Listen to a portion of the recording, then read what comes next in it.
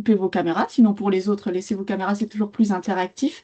Et je vous demanderai de bien aussi couper votre micro quand vous n'intervenez pas pour pas que ça fasse de friture sur la ligne.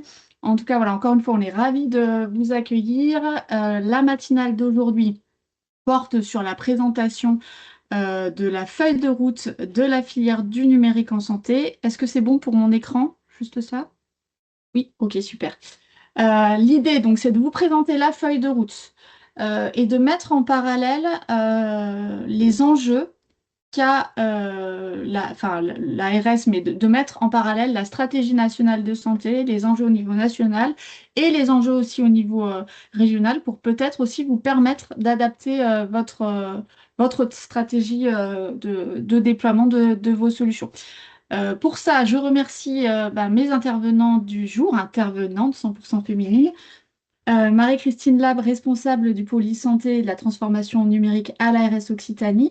Et nous aurons également l'intervention de Anne Baraillé, qui est responsable marché France Export chez Adoc, puisque comme vous le verrez, cette feuille de route, elle est quand même pas mal tournée nouveau marché export, et donc elle viendra nous préciser un peu les missions et les outils qui sont mis à votre disposition pour cela. Alors, n'hésitez pas à interagir tout au long de nos interventions respectives parce que, encore une fois, cette filière, elle est faite pour vous. Les actions, elles sont faites pour vous. Donc, n'hésitez pas à nous préciser si, il y a des actions qui ne figurent pas, que vous souhaiteriez voir intervenir ou si vous voulez des compléments. Un petit juste point rapide sur l'agence ADOC. Donc, vous savez, je pense tous, l'agence ADOC, c'est l'agence de développement économique de la région Occitanie dont je fais partie. Et elle a pour objectif en fait d'accompagner les entreprises, quel que soit leur stade de développement, du porteur de projet au grand groupe qui a divers objectifs. Sur l'équipe santé, avec expertise santé au sein d'ADOC, on est 5. Donc sur le service innovation, nous sommes 3. Bérénice Chailloux, donc, qui est basée à Toulouse, Marjorie Mollo à Montpellier. Donc c'est ces deux chargées de mission que vous connaissez sans doute très bien, puisque c'est elle que vous avez en interlocutrice quand vous avez des projets à développer, qui vous flèchent sur les bons financements, les structures qui peuvent aussi vous accompagner sur des besoins bien spécifiques et puis vous aident au dépôt des dossiers. Donc, et moi-même qui fais partie de cette équipe, et je suis animatrice de la filière du numérique en santé. Sur le côté marché, nouveau marché et export, vous connaissez sans doute aussi Roxane Mosseni, qui vous accompagne, que ce soit sur des délégations à l'export, des salons et sur la réflexion de nouveaux marchés.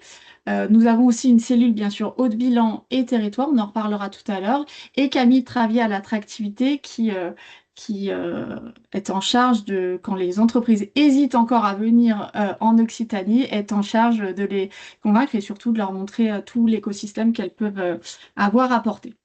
Voilà pour la partie ad hoc.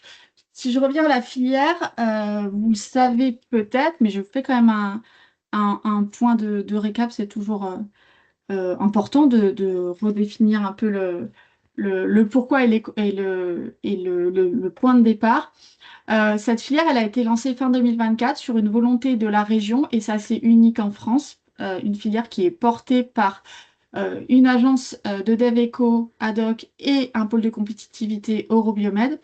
Et elle a eu cette volonté parce qu'elle a eu un constat de se dire on a un écosystème qui est très établi sur tout l'Occitanie, qui est riche. Donc maintenant, il va falloir le structurer, fédérer les acteurs entre eux et avoir une ligne claire pour les entrepreneurs qui souhaitent entreprendre sur notre territoire et déployer leurs solutions. Dans le numérique en santé, dans ce domaine-là, on parle de toute solution, que ce soit des modèles, des outils et des services numériques qui vont participer à l'optimisation de la santé et à l'efficacité des systèmes de soins.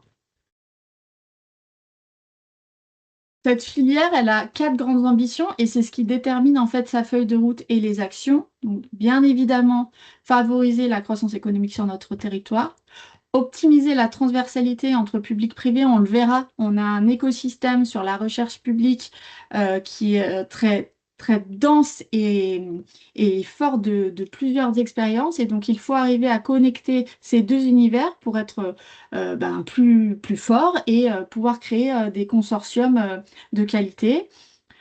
Sur la formation, on a aussi un atout à jouer, donc euh, attirer les talents, les former et les fidéliser. On verra aussi qu'on a des structures qui sont dédiées à ce but. Et bien sûr, faire rayonner la filière, que ce soit au niveau régional, national ou européen, pour se faire connaître. Alors, une rapide photographie de l'écosystème à date. On a à peu près enfin, plus de 230 entreprises à ce jour dans le numérique en santé. Quand on a commencé en 2023, on était à 221. Donc, vous voyez, ça fluctue, mais en tout cas, voilà, on reste sur une échelle entre 220 et 240 en fonction des créations et des fermetures. Par contre, ce qui ne change pas, c'est les segments. On n'a pas de spécificité. Effectivement, les outils métiers sont plus représentatifs, mais en tout cas, on a quand même une représentativité, pardon, des entreprises sur différents segments, et ça, c'est une force sur notre territoire. Et puis, sur le côté académique, comme je le disais, donc des expertises variées, une quinzaine de laboratoires, et tout l'enjeu va être aussi de les faire connaître, de faire connaître ces expertises euh, à vous, entreprises, pour que vous puissiez développer des collaborations. Et si on regarde le potentiel business et expérimentation, du coup dans l'autre sens, expérimentation et business, là aussi c'est assez conséquent. Vous le savez, le territoire est quand même assez vaste. Et donc on retrouve 314 établissements de santé et plus de 4000 établissements et services médico-sociaux et sociaux. Et Marie-Christine nous en parlera un peu plus tout à l'heure. Là aussi, si on fait un focus sur la stratégie nationale France 2030, on est bien représenté. Alors, outre ça, ça montre aussi le dynamisme en fait du territoire et le fait que la chaîne de valeur soit complète, en tout cas, oui, soit complète et soit là du début porteur de projet jusqu'à l'accompagnement quand les entreprises sont créées. On a une vingtaine d'entreprises occitanes qui ont été financées par la stratégie France 2030. Le dernier gros projet en date, vous en avez peut-être entendu parler, c'est le projet Alliance Santé IA, porté par le CHU de Montpellier, qui a une stratégie de déployer l'IA au sein de ces établissements pour permettre aux soignants d'optimiser la prise en charge du patient, pour permettre aussi d'optimiser les échanges entre soignants, patients, familles, aidants. Donc c'est un projet, d'ailleurs, si vous ne le connaissez pas bien, je vous invite à venir écouter l'Agora sur Santexpo le 20 mai, puisque le CHU de Montpellier sera représenté sur cette Agora et parlera de ce projet Alliance Santé IA. On a également deux entrepôts de données au CHU de Toulouse et de Montpellier. Au niveau de la formation, j'en parlerai tout à l'heure, mais on a deux lauréats à MICMA, ESN by UM côté Montpellier, École de santé numérique Université de Montpellier et Furet des Matières côté Toulouse. Et ces deux structures, en fait, ont pour but notamment de former les professionnels de santé à l'acculturation, à comment utiliser le numérique en santé, mais pas que. On le verra tout à l'heure avec l'ESN, ils forment aussi des étudiants à la cybersécurité, à comment utiliser l'IA, aux données de santé. Enfin voilà, il y a différentes formations. Ça, c'est intéressant pour les entreprises qui souhaitent recruter et attirer de nouveaux profils. Et puis les tiers-lieux. Sur l'objectif de la stratégie France 2030, on a un objectif de création de 30 tiers-lieux. Il y en a deux sur notre territoire. RI2S à Castres et Toulouse Santé Numérique à Toulouse, du coup.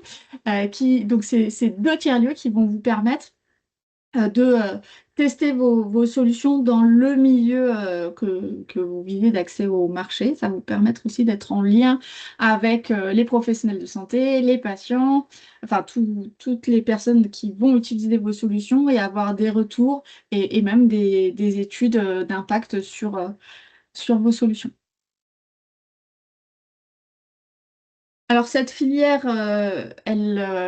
comme je le disais, elle a mis en place une feuille de route. Donc, qui est derrière tout ça? Ce sont différentes structures. On a voulu représenter toute la chaîne de valeur. Donc, comme vous le verrez, il y a différents collèges institutionnels avec la région, la DRETS et l'ARS. La recherche et formation est bien évidemment représentée. Alors, je ne vais pas tous vous les citer parce que vous les avez à l'écran, mais hein, par exemple, on peut voir ISIS, qui est une école d'ingénieurs en e-santé à Castres. Vous avez les structures d'accompagnement, donc Eurobiomed qui co-anime avec nous la filière, Digital 113, la Technopole de Castres, et puis, bien sûr, des entreprises. Donc là, représentées de toute taille, Qmed, Canopy Med, Numifrance, Pierre Fabre, Alia Santé et Avrio Medtech. Et ces membres de Copil, en fait, ont la tâche et l'objectif de proposer une feuille de route tous les ans, en fait, et avec des actions spécifiques. Donc, la feuille de route, elle comporte 5 axes qui n'ont pas changé depuis 2024. C'est l'accompagnement des entreprises, l'accès au marché, l'accompagnement en financement, les compétences et formations et la visibilité et l'attractivité. Ce qui va changer d'année en année, c'est les actions que l'on va y incorporer.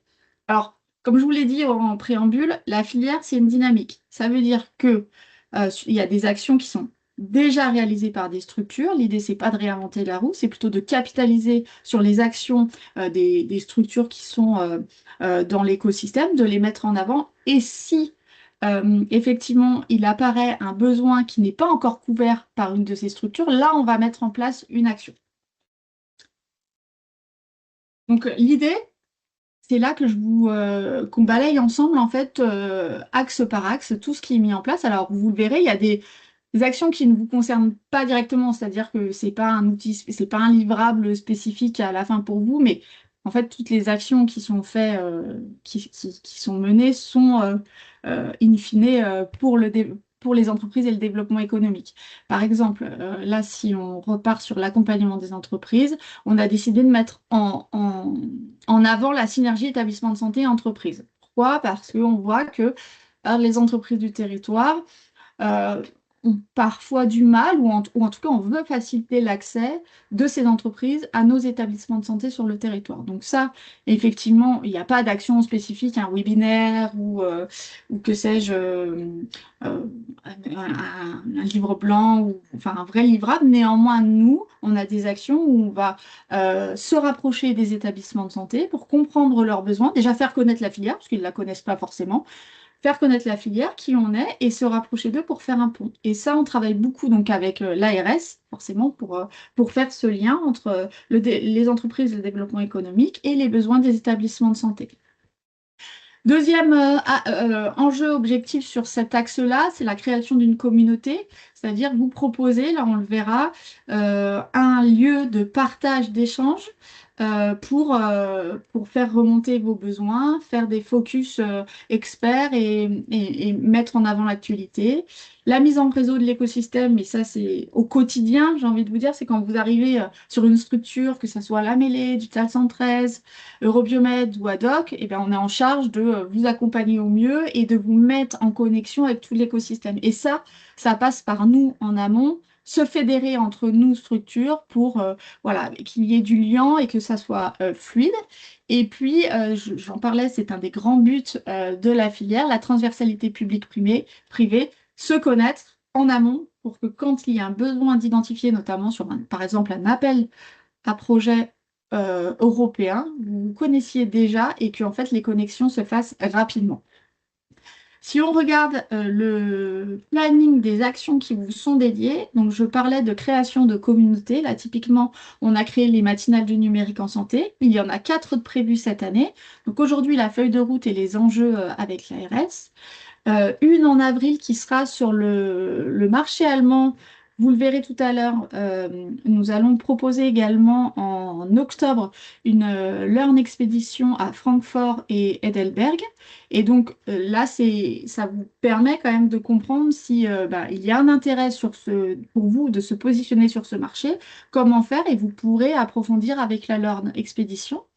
En juin, le Maroc tout simplement parce qu'on a lancé avec les départements export et nouveaux marchés une étude sur les opportunités qu'il y aurait au Maroc, les différences aussi qu'on a entre les établissements de santé, quels sont les cycles décisionnels, quels sont leurs enjeux aussi. Donc, on vous fera une restitution de cette étude et puis on le verra, on a ciblé quelques salons également.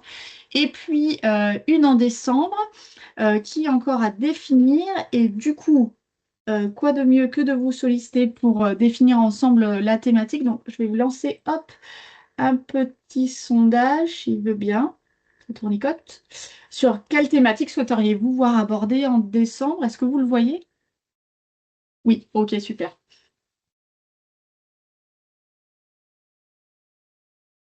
Donc ça peut être financement, propriété intellectuelle, un nouveau marché, ça peut être les appels à projets européens. Enfin, voilà, la parole est à vous.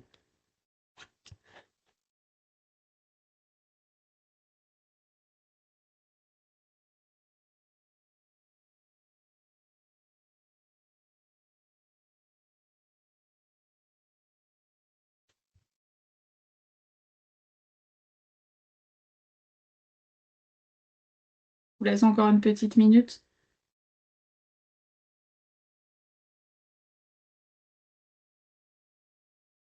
L'idée des matinales, hein, pour ceux qui ne les ont pas suivies l'année dernière, c'est après d'aller vous chercher des experts en fonction de cette thématique et pendant une heure voilà, de répondre à des questions et de commencer à, à déblayer un sujet. Donc, il y a financement qui rassemble bien.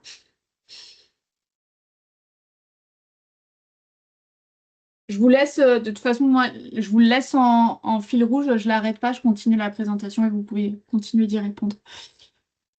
Et puis il y avait, si vous vous souvenez, sur l'axe accompagnement des entreprises, il y avait un enjeu aussi transversalité. Donc ça, c'est un format qu'on a monté justement avec Digital 113, le programme IA en santé et les PUI des territoires concernés. Donc on l'a fait l'année dernière à l'IRIT de Toulouse.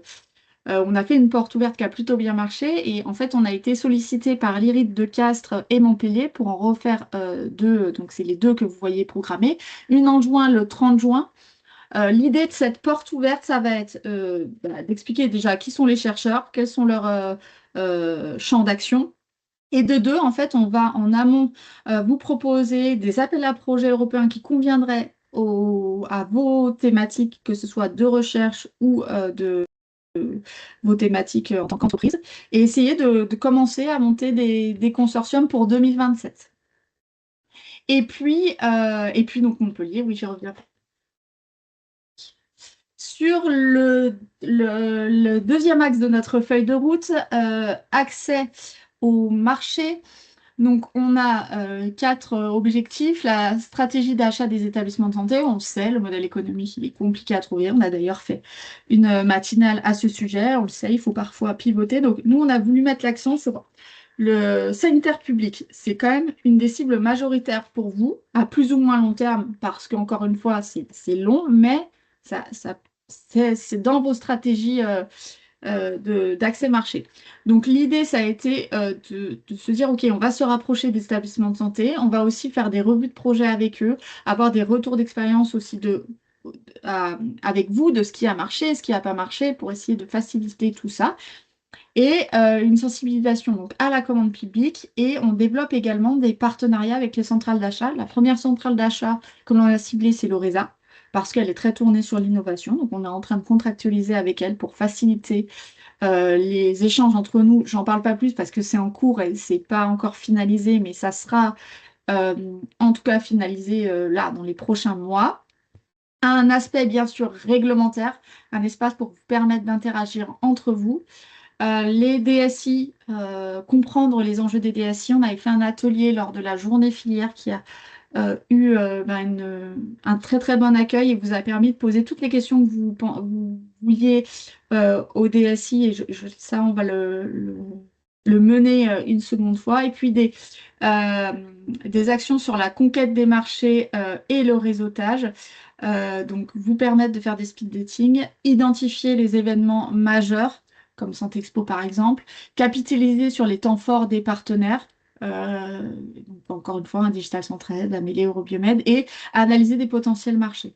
Donc, si on va dans le détail des actions qui vous sont proposées, sur tout ce qui est euh, voilà, merci, stratégie d'achat, on a créé une masterclass de la commande publique. Vous voyez là, elle est en 4 jalons. Je n'ai pas inscrit le jalon 1 parce qu'il a déjà eu lieu. L'idée, en fait, c'est là vraiment de vous familiariser, de vous sensibiliser à euh, qu'est-ce que la commande publique? Est-ce que je dois y aller? Est-ce que c'est maintenant? Si oui, qu'est-ce que je dois prendre en compte? Sinon, comment est-ce que je la rentre dans ma roadmap? Et comment je fais? Donc, le jalon 2, il est prévu le 27 avril. Les invitations vont être envoyées à 10 heures aujourd'hui. Donc, c'est sur la spécificité du marché santé avec un ancien. En fait, c'est Franck Chevalier de Aopolis qui va animer cette session. C'est un ancien professionnel de santé qui maintenant accompagne les entreprises à comment répondre à la commande publique et au marché. On verra avec lui aussi, et c'est bien une fois que j'ai gagné mon marché, c'est super, mais attention, qu'est-ce qu'il y a dans un DCE, qu'est-ce qu'il y a dans un CCTP, quelles sont les pénalités que j'encours si je ne livre pas, qu'est-ce que du delivery. Le jalon 3 en, en mai, Juin. pardon, non, juin, Juin. merci. Oui, parce que je disais, mais mai, c'est Saint-Expo, on a rien. Juin, pour respirer pour tout le monde sur, sur ces prochains mois qui vont être très denses. Le jalon 3, on va faire venir un acheteur de solutions hospitalières qui nous expliquera comment lui regarde les choses, qu'est-ce qu'ils étudient, comment rentrer en contact aussi avec ses profils. Et puis en juillet, c'est une séance en présentiel, donc en simultané Toulouse et Montpellier, pour vous permettre d'échanger entre vous et on fera venir bien évidemment le RESA. On a créé également, je vous disais, sur la réglementation, le club DMN Occitanie, dispositif médical numérique. L'idée, c'est que vous ayez un endroit où vous puissiez entre vous interagir sur tout, le parcours, quel consultant, enfin faire des retours d'expérience sur quel consultant vous avez pris, est-ce que vous en êtes satisfait, pas satisfait, pareil sur les organismes notifiés. Et ça, c'est animé par Sébastien Rissler de My Audit Corner qui a éprouver aussi tous ces processus et donc anime ce club. Et sur la conquête, marché et réseautage, différents événements qu'on a ciblés. Si ce n'est pas déjà fait, on vous mettra tous les liens des événements que je cite. Mais à venir, on a le bioréseau le 9 avril à la clinique Pasteur. Donc là, ça fait un super trait d'union entre je suis entrepreneur, je veux comprendre un peu quelles sont les réflexions d'un établissement, quels sont leurs enjeux, la stratégie, comment je peux m'y intégrer. La mêlée fait un petit déjeuner de ses adhérents le 13 avril sur l'accès au marché avec la clinique Pasteur et Pierre Fabre, on y sera également. Et le forum des dirigeants le 14 avril sur les différents accès au marché qui aura lieu à Montpellier. Bon, ensuite, le fameux Santexpo, je pense que vous êtes plusieurs à l'avoir ciblé. N'hésitez pas, pour ceux qui ne sont pas exposants, à venir nous voir. On a un pavillon, donc à venir nous voir. On a aussi des prises de parole qui vont être pendant 3 jours, qui vont s'enchaîner pendant 3 jours, que ça soit on aura le point de vue des clients avec Monsieur Stenbach, le DSI de Castres. On aura aussi le CHU de Toulouse et de Montpellier de représenter. On aura bien sûr les membres du COPI de la filière qui viendront pitcher et des prises de parole d'entreprise. Le Jitex Healthcare, on vous disait qu'on avait ciblé des marchés au Maroc, des salons, pardon, au Maroc et le Jitex Healthcare en fait partie. Donc on sera là. N'hésitez pas à vous manifester aussi. C'est Roxane qui sera présente sur ce salon. Vivatech en juin, incontournable. En septembre, la semaine de la mêlée. Je pense que vous connaissez aussi ce format. Je vous parlais aussi de la Learning Expedition donc à Francfort et Heidelberg. Et pour finir ce super tour d'horizon, Slush et bien sûr l'Université de la e-santé qui fêtera ses 20 ans en partenariat avec la journée filière. Et nous sommes en train de définir les thématiques. Je vais laisser la parole, comme je le disais en préambule, à Anne Baraillé, qui est responsable marché France Export chez Adoc, pour vous expliquer un peu les outils qu'il y a à votre disposition sur les nouveaux marchés d'export. Et en parallèle, je vais vous lancer un sondage sur quels sont les salons hors France auxquels vous envisagez de participer. C'est très important pour nous pour savoir si on peut vous accompagner aussi dans ce sens. Voilà. Anne, je te laisse la parole. Merci Charline, bonjour à tous. Donc, pour appuyer un petit peu tout ce programme qui vous est présenté sous forme de tableau, appuyez peut-être sur deux points essentiels. Le premier, c'est tous les pays que vous avez pu voir dans le tableau. On vous a parlé de l'Allemagne, on vous a parlé du Maroc.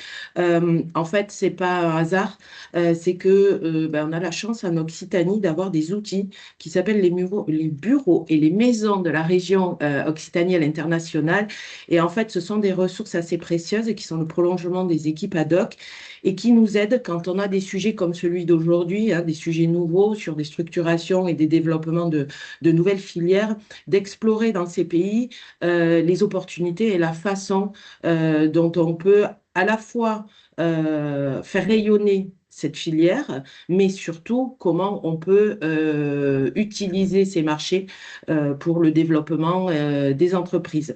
Donc, Charline vous a parlé des prochaines matinales avec l'Allemagne, avec le Maroc. En fait, tout ça est un peu la suite logique d'un certain nombre de sujets que Roxane et Charline, avec l'appui de Camille, également traitent en lien avec ces maisons et ces bureaux au travers d'études, au travers de veilles qui sont faites sur ces marchés. Donc, ces maisons, elles servent à ça. Ces bureaux servent à ça, à nous faire de la veille, à comprendre des marchés, à détecter les opportunités et vous partager toutes ces informations, mais surtout valider la réalité de la pertinence de ces marchés et du coup pouvoir ensuite mettre en place un certain nombre d'actions, de missions. Charline vous a parlé de l'Eurnex, elle vous a parlé d'un certain nombre d'événements au Maroc qu'on ne va pas investir tout de suite comme on investit Santexpo ou Vivatech avec des pavillons ou autres, mais qu'on va investir pour aller encore un petit peu plus loin sur cette compréhension et cette interaction avec les acteurs qui font le marché dans chacun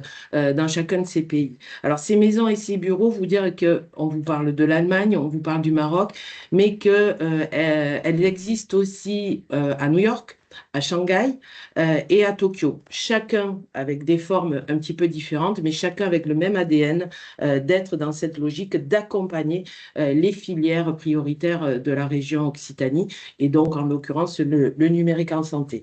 Je voudrais également préciser que au-delà de ces sujets de veille et d'action terrain qui pourront vous être proposés, ces maisons et ces bureaux, elles sont à votre disposition tout au long de l'année. C'est-à-dire que via les équipes ad hoc, vous pouvez tout à fait les solliciter de manière individualisée parce que peut-être vous avez une problématique qui n'a pas lieu de s'exprimer dans le cadre d'un collectif, mais en tout cas, on finit toujours à un moment donné par le rattacher à un collectif. Et puis parce que ces espaces, pour un certain nombre d'entre eux, vous sont ouverts gratuitement les premières années. Ça, c'est quand vous passez à une étape très offensive en termes de prospection, que vous vouliez vous y déplacer une semaine ou plus longuement pour valider votre marché, vous avez besoin d'implanter une personne ressource sur place. Il y a des infrastructures, je pense en particulier au Maroc et à New York, qui sont à votre entière disposition et gratuitement, en tout cas les premières années. Donc, n'hésitez pas à les mobiliser, à les solliciter. Roxane Mosseni sera votre interlocutrice sur ce sujet. Et puis, je voudrais juste vous dire que au-delà de toutes les actions en fil rouge que vous a présenté Charline dans cette organisation du développement de la filière du numérique en santé, il y a également pour l'ensemble des actions d'accès au marché des outils gratuits qui sont à votre disposition. Ad hoc est membre de la Team France Export Occitanie. Donc derrière nous, il y a un panel d'acteurs spécialistes de l'accompagnement. Donc, on est vraiment sur les métiers export. Et c'est autant d'acteurs qui sont mobilisables pour venir un petit peu soutenir votre croissance sur les marchés. Alors, nous, on est en France et à l'international. La Team France Export est essentiellement à l'international. Euh, on vous guidera sur tous les outils, que ce soit les outils web, les clubs pays qui existent aussi. Il y a des clubs pays États-Unis, Maroc, Japon. C'est autant d'outils au-delà des plateformes de données qui peuvent vous donner déjà un certain nombre d'éclairages sur des sujets de technique export, d'approche de marché. C'est autant d'outils qui sont à votre disposition. Et comme l'a dit Charline en préambule, on ne réinvente pas les sujets. Par contre, on met à disposition l'ensemble des outils disponibles.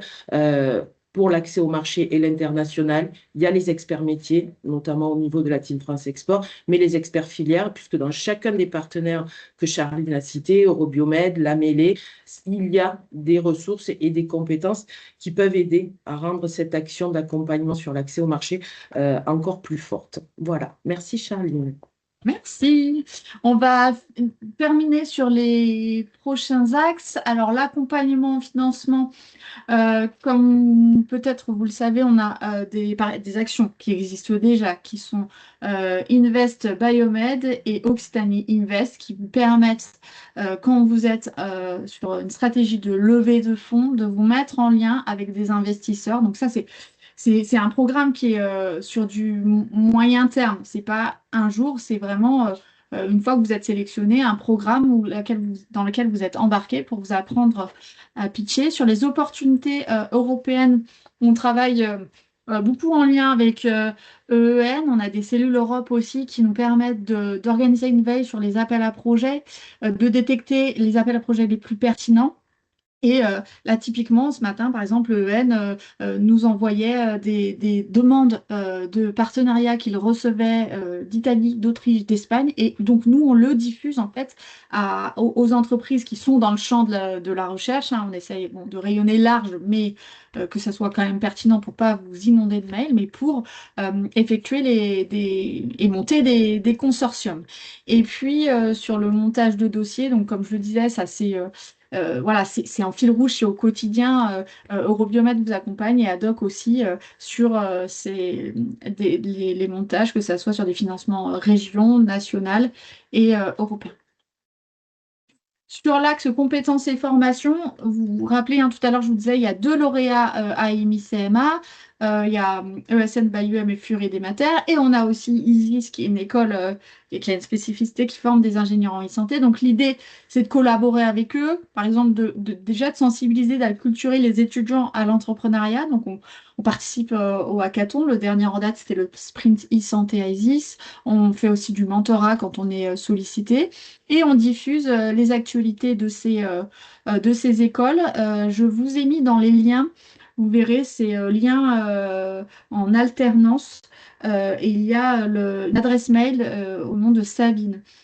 Sabine, en fait, elle est responsable de la formation chez ESN by UM et en ce moment, il y a des alternants, enfin des futurs alternants qui cherchent leurs entreprises sur diverses formations. Là, j'en ai noté 2, mais leur catalogue est beaucoup plus large. On a une formation en cybersécurité qui forme des informaticiens, des électroniciens et des ingénieurs en système embarqué, et une formation sur concevoir des méthodes IA pour les données de santé. Donc, si vous êtes intéressé, bon, soit vous revenez vers nous, soit vous envoyez directement un petit mail à Sabine pour vous permettre de recruter. Les besoins de recrutement, n'hésitez pas à nous les diffuser quand vous en avez, puisque vous savez peut-être, on a une page LinkedIn où tous les mois, en fait, on fait des posts sur ils font l'actu, les événements à venir, les appels à projets et ils recrutent. Et c'est des postes qui marchent très, très bien. Et on est en train de recenser les compétences en région pour vous aider aussi à recruter et faire une cartographie des diplômes académiques disponibles sur le territoire. Et concernant la visibilité et l'attractivité, donc on a mis en place un plan de communication. C'est vrai qu'on travaille beaucoup avec l'Agence du numérique en santé, où on s'est fait connaître assez rapidement. On travaille avec eux sur des projets pilotes Le prochain à venir, c'est le projet Genius des régions, avec laquelle on collabore fortement avec l'ARS, qui est Genius, c'est le site internet en fait pour tout entrepreneur du numérique en santé. Si vous ne connaissez pas, allez-y, c'est une mine d'or. G-N-I-U-S. Et là, on travaille à justement faire remonter les spécificités de chaque région pour tout de suite qu'un entrepreneur puisse identifier la région qui lui correspondrait le mieux en fonction des spécificités et des structures d'accompagnement. On est aussi en contact. L'idée, c'est pas de rester auto-centré sur notre territoire, mais de s'ouvrir. Donc, on est en contact avec d'autres territoires comme la Bretagne, les Hauts-de-France, l'Île-de-France, la Nouvelle-Aquitaine, pour voir aussi les partenariats qu'on peut tisser entre nous. Et puis, bien sûr, on a besoin d'avoir une connaissance fine des entreprises, de leurs solutions et des opportunités qu'on peut leur apporter. Donc ça, voilà, si on ne vous connaît pas encore, n'hésitez pas à nous solliciter parce que ben, c'est voilà, c'est en vous recensant et en vous répertoriant qu'après on peut vous proposer ces matinales, on peut vous proposer les appels à projets européens, enfin tout, voilà, toute la dynamique de filière que je viens d'expliquer. Donc n'hésitez pas en tout cas à revenir vers nous. J'en ai terminé. Je ne sais pas, hop, si les liens ont été diffusés. Oui, ils ont été diffusés. Je vais juste vous diffuser également les liens pour la page LinkedIn et la homepage où vous trouverez toutes les informations. Et maintenant, je passe du coup la parole à Marie-Christine Lab, qui est responsable du pôle santé et de la transformation numérique au sein de l'ARS Occitanie et qui va évoquer avec nous la stratégie nationale et les enjeux en santé pour notre territoire. Bonjour à toutes et à tous. Merci Charline et merci à l'agence ADOC là, pour l'invitation. Alors effectivement, l'objectif là pour moi aujourd'hui, c'est de vous proposer un éclairage sur la politique publique du numérique en santé, mais avec un angle un peu, très concret, hein. Donc, quelles sont les règles du jeu, où sont par rapport aux feuilles de route nationales et régionales les opportunités économiques. Dans cet écosystème, comment réussir quand on est une start-up ou un industriel. Parce qu'il faut être clair, effectivement, aujourd'hui, le numérique en santé, c'est un marché qui est en forte croissance, mais c'est aussi un marché qui est extrêmement structuré. Voilà, donc c'est tout l'objectif de cette intervention. Je veux bien que tu passes à la première slide, s'il te plaît, Charline. Alors, pourquoi le numérique en santé? Alors, effectivement, si on prend un peu de recul, hein, le numérique en santé, c'est ni une fin en soi, ni un gadget. Mais aujourd'hui, le numérique en santé constitue une réponse à des défis qui sont des défis systémiques majeurs de notre système de santé.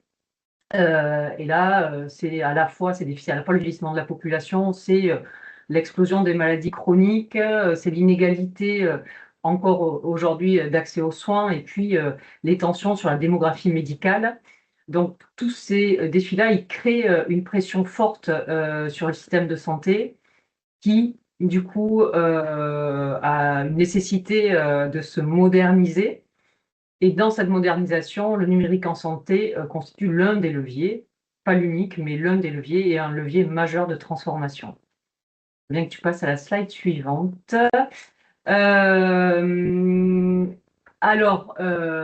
Donc, c'est important pour vous, hein, vos solutions, elles doivent s'inscrire dans cette logique de transformation. Alors, ce marché du numérique en santé, c'est un marché qui est structuré et aujourd'hui financé. C'est un marché qui a été massivement financé et organisé notamment sur les 5 dernières années. Donc, pour remettre un petit peu les choses en perspective, hein, il y a eu 2 milliards d'euros investis dans le cadre du Ségur numérique. On a depuis plusieurs années, alors je dis 5 ans, c'est voilà, c'est à peu près le moment où a été lancé le Ségur numérique avec un cadre national autour du numérique en santé qui s'est structuré très fortement. Donc, je le disais, 2 milliards d'euros investis, une transformation massive des systèmes d'information hospitaliers. C'est aussi la période dans laquelle a été lancé le virage numérique dans le secteur médico-social. Et puis, une activité qui est encore une activité qui reste modérée, mais dont le développement est quelque chose de très attendu, donc la télésanté. Donc, en fait, depuis 5 ans, il y a quand même de nombreuses opportunités qui sont ouvertes.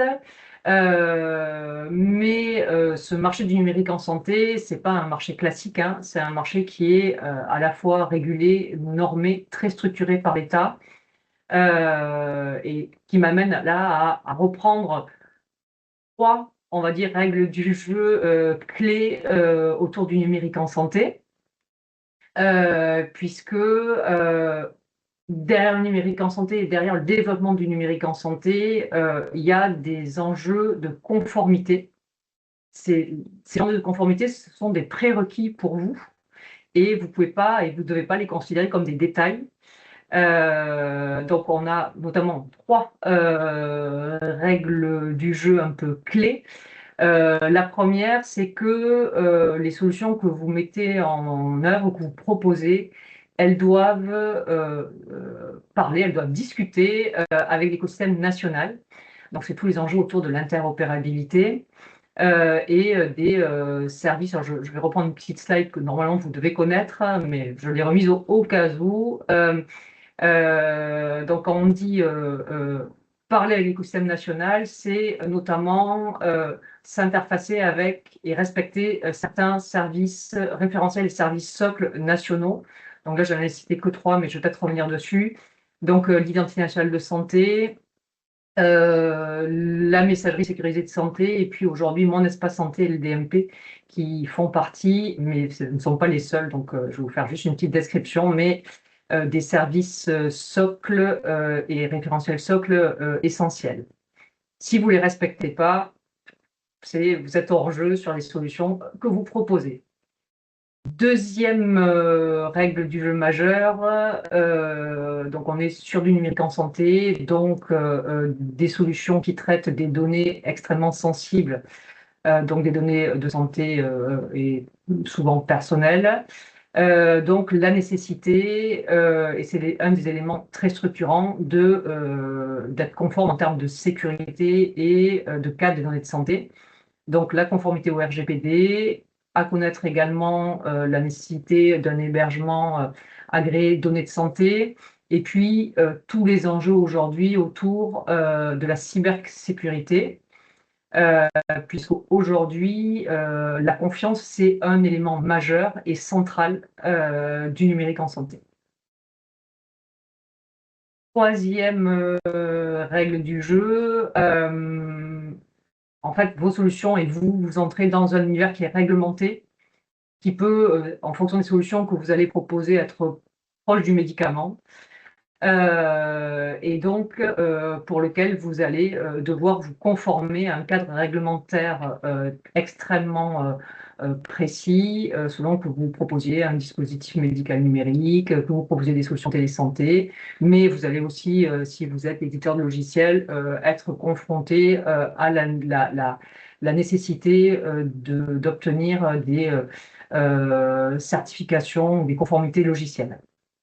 Donc, dans le secteur du numérique en santé, ce qu'il faut retenir, c'est que la conformité, c'est un facteur clé de succès et que quand on rencontre des startups, souvent quand elles échouent, c'est pas sur la technologie qu'elles proposent, mais c'est plutôt sur la non-maîtrise de ce cadre, qui est un cadre que vous devez absolument intégrer avant et au démarrage de vos projets. Donc, ce qui représente ce cadre, voilà, c'est la doctrine du numérique en santé. Donc, j'ai vu le nom de certains des participants. Donc, parmi les participants, il y en a qui le maîtrisent dans tous les cas parfaitement.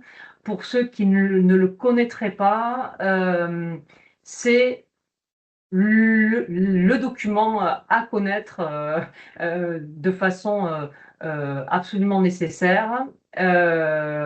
C'est la maison du numérique en santé, donc c'est ce visuel-là hein, qui en est la représentation simplifiée et qui représente, pardon, pour tous ceux qui créent, qui développent, qui maintiennent des services numériques en santé. Cette doctrine, elle correspond au cadre à respecter en termes à la fois de règles socles, donc c'est les règles, vous les avez en bas, à travers des référentiels qui sont des référentiels d'interopérabilité, de sécurité ou d'éthique. Donc là, ce sont un ensemble de corpus documentaires qui sont opposables et auxquels vous devez vous conformer. Il y a un deuxième étage dans cette maison qui correspond au service socle d'identité, auquel également vos solutions doivent se conformer. Donc là, ce sont tous les services socles qui permettent d'identifier et ou d'authentifier à la fois les patients et les professionnels de santé. Et puis ensuite, vous avez un étage également avec dans cet étage l'ensemble des services socles du numérique en santé qui vont vous permettre de faciliter le développement de services numériques qui vont être conformes au référentiel. Et ce sont notamment des services qui permettent de partager et d'échanger des données de santé en toute confiance. Donc, je ne vais pas rentrer dans le détail, hein, le dossier médical partagé, il y a l'usage de messagerie sécurisée de santé, le développement de services de e-prescription et puis des services également de coordination au niveau des territoires. Juste le niveau le plus haut, hein, pour aussi que vous l'ayez en tête, ce sont des plateformes avec des plateformes à la fois pour les professionnels avec des bouquets de services pro et puis des plateformes qui sont dédiées aux citoyens. Je te propose effectivement de passer. Donc, l'État, il ne fait pas que réguler, il finance aussi. Alors, en général, je parle du ministère de la Santé, donc directement plutôt des programmes de financement qui s'adressent aux acteurs de santé eux-mêmes, mais qui vont venir indirectement orienter le marché sur lequel vous vous positionnez. Donc, si je reprends les derniers grands programmes de financement sur les dernières années, alors, certains sont clos, mais ont effectivement fortement structuré le marché, donc notamment le programme Ségur numérique, dont l'objectif, hein, c'était effectivement de favoriser le partage fluide et sécurisé des données de santé entre professionnels et avec le patient, dans un objectif de mieux soigner. Ensuite, aujourd'hui, alors il y avait des phases précédentes, mais aujourd'hui, toujours est en cours le programme de financement Open 2, qui est un programme qui vise la transformation numérique des établissements de santé, avec dans les appels à projets qui s'ouvrent aujourd'hui, là, puisqu'on est en plein dans l'ouverture d'une phase d'appel à projets pour les établissements de santé, plutôt des appels à projets qui s'ouvrent sur des thématiques. Donc là, on est venu sur, au-delà du partage et de l'échange de données de santé, aujourd'hui, il y a 4 thématiques qui sont visées sur cet appel à projet. Il y a une première thématique autour de la maturité des établissements de santé, donc des établissements de santé qui sont aujourd'hui jugés non matures, qui vont pouvoir accéder à ce programme de financement et venir s'outiller. Ensuite, il y a 3 domaines thématiques, et un domaine thématique centré sur les urgences, donc qui va s'adresser plutôt aux services d'urgence des établissements de santé, une thématique sur les produits de santé, donc toute la partie toute la logistique des produits de santé dans les établissements de santé, et puis une dernière thématique autour plutôt de la thématique RH, donc des ressources humaines, dans les établissements de santé. Voilà, donc cet appel à projet-là, il est lancé, l'instruction est parue en début d'année, et les établissements ont jusqu'au mois de mai pour déposer leur projet. Donc celui-là, il est en cours. Le programme SMS numérique, qui est le programme qui a permis de mettre en œuvre avec des financements à l'appui pour les établissements sociaux et médico-sociaux. Donc c'est le virage numérique, donc c'est permettre aux établissements de s'équiper d'un dossier usager informatisé qui soit communicant. Donc ce programme, il est aujourd'hui clos dans sa partie embarquement. Donc il n'y a plus aujourd'hui de projet et d'appel à projet prévu pour embarquer des établissements sociaux et médico-sociaux dans le programme, donc pas de financement nouveau. En revanche, le programme, il se poursuit, bien évidemment, parce que derrière ces financements, il y a toujours des atteintes en termes d'usage. C'est ce qui est important aujourd'hui, c'est permettre aux structures, au-delà de s'équiper, de développer des usages concrets et durables autour du numérique en santé. Marie-Christine, Oui, excuse-moi, j'ai une question quand même, notamment oui. pour le SMS. Est-ce que les établissements doivent remonter des indicateurs euh, pour, euh, et qui conditionnent leur financement ou pas du Oui. tout? Ouais. Oui, Ok. alors en fait, dans le cas du programme SMS numérique, les établissements, ils ont pu embarquer dans le programme en déposant des projets mutualisés dans le cadre de grappes d'établissements. Donc, quand ils sont retenus, on leur verse 50% des financements au démarrage. Mais ensuite, les 50% de financement restants, ils ne les obtiennent que quand ils atteignent des cibles d'usage, effectivement, sur lesquels ils doivent nous déposer à la fois les usages qu'ils sont arrivés à obtenir et puis des documents de preuve. Et c'est sur cette base-là qu'ils sont financés. Merci. Voilà. En fait, tous les programmes financent fonctionnent de la même façon, hein.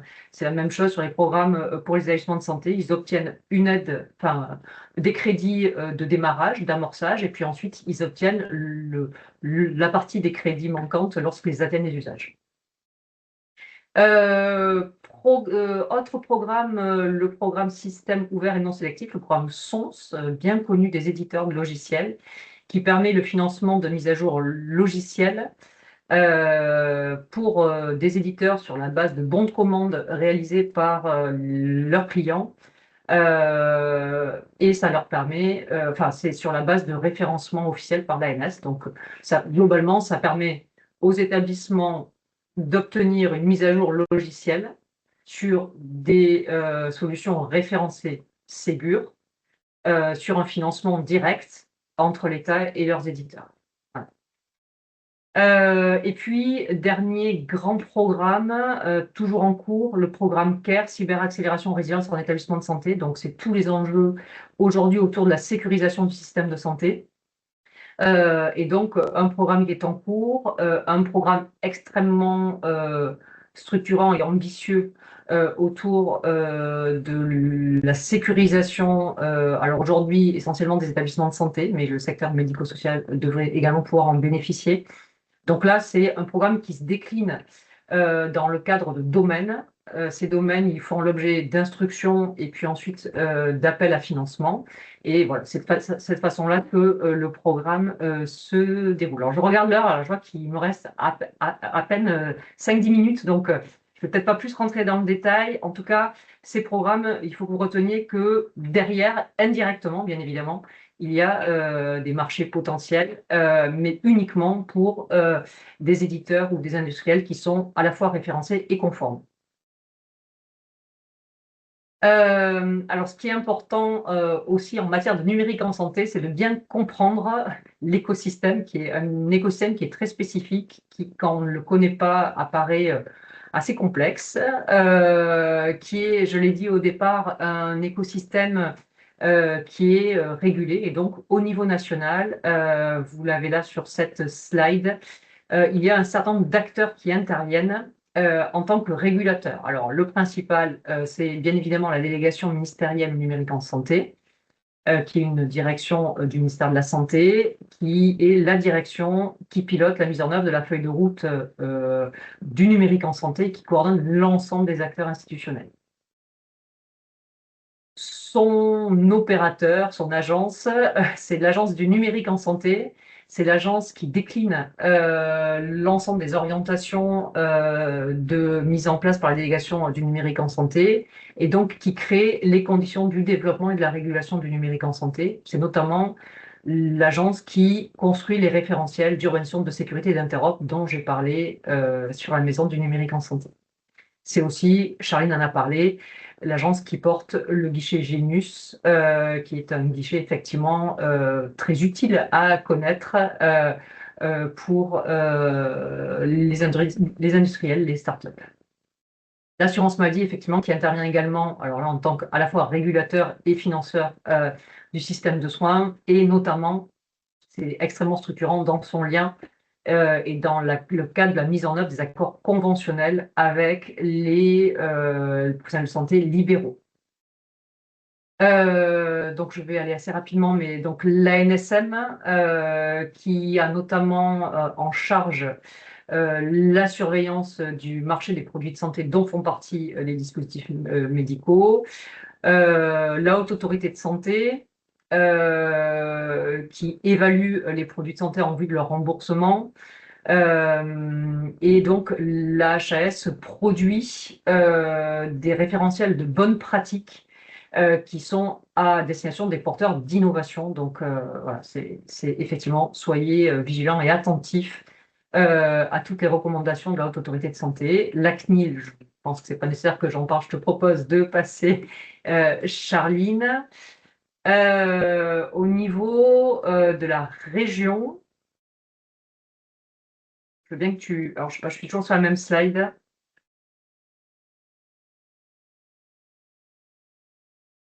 Je pense que la slide que j'ai mis après, c'est la description de Celle-là? l'écosystème un peu plus régional. Non, je veux bien que tu passes à la suivante. Ouais, mais je suis passée. Ah, celle-là, voilà. Hop, alors c'est Ah moi bon. qui ne la voyais pas, c'est bon. Donc, au niveau régional, en région Occitanie, donc, l'écosystème en région Occitanie, c'est quand même un terrain d'expérimentation et de déploiement majeur. Donc, on est quand même dans la troisième plus grande et plus vaste région de France. Donc, vous le voyez, c'est une région qui est très représentative d'un ensemble d'enjeux, à la fois de par son territoire, mais aussi en termes d'enjeux démographiques, à la fois du côté des habitants. Hein, on est à plus de 6 millions d'habitants dans la région, mais avec une très forte croissance, puisque d'ici 2050, on devrait être à plus de 6,6 millions d'habitants, une croissance très, très, très forte, avec un indice de vieillissement qui est relativement important, donc une population vieillissante sur notre territoire régional. Et du côté des acteurs de santé, aujourd'hui, vous avez les chiffres là, 317 établissements de santé, donc 3 CHU. Il y a plus de 4000 établissements et services sociaux et médico-sociaux. Dans les établissements de santé, ce sont 69 services d'urgence. On a sur le territoire plus de 33 000 professionnels de santé, près de 2000 pharmacies d'officine. Et puis, on a fortement développé sur les dernières années toutes les structures d'exercice coordonnées, à la fois dans le cadre de MSP, il y en a près de 400 au niveau de la région, et puis des communautés pluriprofessionnelles territoriales de santé, puisqu'il y en a 85 qui maillent tout le territoire régional. Donc, dans cette région, tu peux passer à la slide suivante, s'il te plaît. Donc, c'est l'ARS hein, qui agit à la fois comme chef d'orchestre territorial, mais c'est l'ARS dans ce cadre-là qui a en charge hein, de décliner la stratégie nationale du numérique en santé en prenant en compte l'ensemble des orientations nationales, qu'elles soient feuille de route nationale du numérique en santé, qu'elles soient stratégie d'innovation sur la santé numérique, mais l'ensemble de ces orientations nationales, de prendre également en compte l'ensemble des besoins des acteurs au niveau des territoires pour venir la décliner dans une stratégie et une feuille de route régionale du numérique en santé. Donc, dans ce cadre-là, l'ARS agit à la fois comme chef d'orchestre, comme régulateur, comme financeur. Alors, financeur des acteurs de santé, je redis, et des établissements, et puis, mais facilitateur aussi dans la mise en œuvre de cette stratégie régionale. Donc, aujourd'hui, notre stratégie régionale, donc je l'ai dit, elle vient décliner une feuille de route nationale, hein, donc elle prend en compte l'ensemble des orientations nationales pour venir effectivement se décliner à un niveau régional. Aujourd'hui, cette feuille de route régionale, elle repose sur 4 axes. Un premier axe qui vise directement les citoyens. L'objectif, c'est d'embarquer les citoyens vers le numérique en santé avec un objectif fort et un enjeu fort qui est que chacun puisse être acteur de sa santé. Donc derrière, les principaux axes, les principaux services, c'est de permettre l'appropriation de mon espace santé par chacun des citoyens et puis de permettre aussi le développement de la prévention personnalisée pour chacun de nous. Le deuxième axe, donc je l'ai dit aujourd'hui, je l'ai dit tout à l'heure, la télésanté, elle reste encore en termes d'activité relativement modérée et elle reste encore aujourd'hui vécue comme une activité encore contraignante. là où on souhaite faire de la télésanté un levier pour favoriser l'accès aux soins. Donc, pour nous aujourd'hui, à l'agence, l'enjeu de la télésanté, c'est de venir servir les populations qui sont les plus prioritaires et les plus vulnérables, et notamment là où à la fois la distance, mais aussi le manque de médecins rendent l'accès difficile. Troisième grand objectif, c'est d'améliorer la coordination entre les professionnels. Là, on vise, et l'objectif du numérique, c'est que le numérique soit un levier pour fluidifier les parcours, fluidifier la relation ville-hôpital médico-social.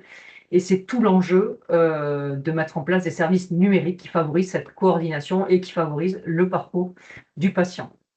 Dernier engagement, celui de renforcer la cybersécurité.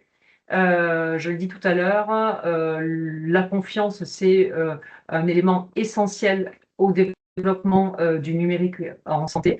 Et donc, derrière ces enjeux autour de la cybersécurité, de la cyberdéfense, il y a des enjeux forts de protection des données de santé, d'anticipation des crises et de garantir cette confiance. Le GRAD, e-Santé Occitanie, qui est une structure régionale, donc il y en a un grade dans chaque région, constitue l'opérateur préférentiel, ça veut dire pas unique, mais le GRAD vient décliner une partie de cette feuille de route et, au niveau de la région. Donc, vos solutions, elles doivent bien aujourd'hui s'aligner avec ces priorités. Si autrement, ce sont des priorités que vous retrouverez sur l'ensemble des régions, autrement elles auront du mal à trouver leur place. Alors je vois qu'il est 48, donc je vous ai mis des éléments chiffrés de là où on en est aujourd'hui. Alors Charline, je ne sais pas si on les passe ou pas, parce que comme on a déjà un petit peu dépassé. Si tu veux juste donner une ou deux informations, mais de toute façon, le support vous sera adressé en fait en fin de présentation.